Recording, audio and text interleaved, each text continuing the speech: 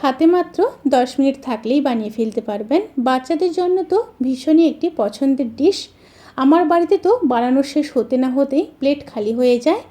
Good evening everyone, শতাব্দীর কিচেনে আপনাদের সবাইকে স্বাগত জানাই।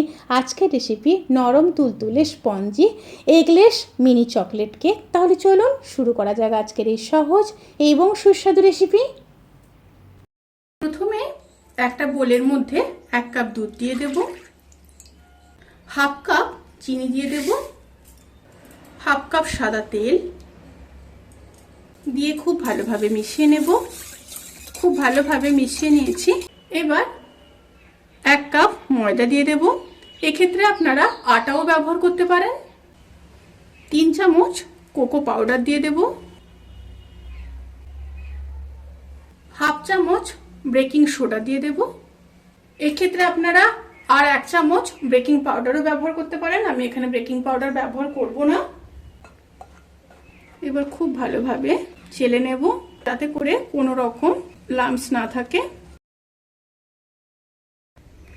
এবার খুব ভালোভাবে মিশিয়ে নেব। খুব ভালোভাবে মিশিয়ে নিয়েছি। এবার 1 চামচ ভ্যানিলা এসেন্স দিয়ে দেব, দিয়ে আবারও একটু খুব ভালোভাবে মিশিয়ে নেব। ব্যাটার রেডি হয়ে গেছে। এবার একটা আপ্পাম প্যানের মধ্যে ব্যাটার দিয়ে দেব। ব্যাটারটা কিন্তু এখানে ভর্তি করব না, 1 চামচ করে ব্যাটারটা দিয়ে দেব।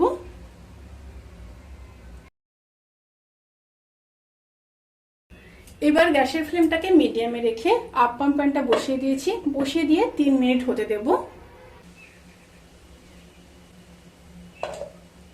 সফট মিনি স্পঞ্জি নরম তুলতুলে চকলেট কেক কিন্তু সার্ভ করার জন্য একদম রেডি। এইভাবে সমস্ত কেকগুলোকে রেডি করে নেব। কেকগুলো দেখুন কতটা নরম হয়েছে।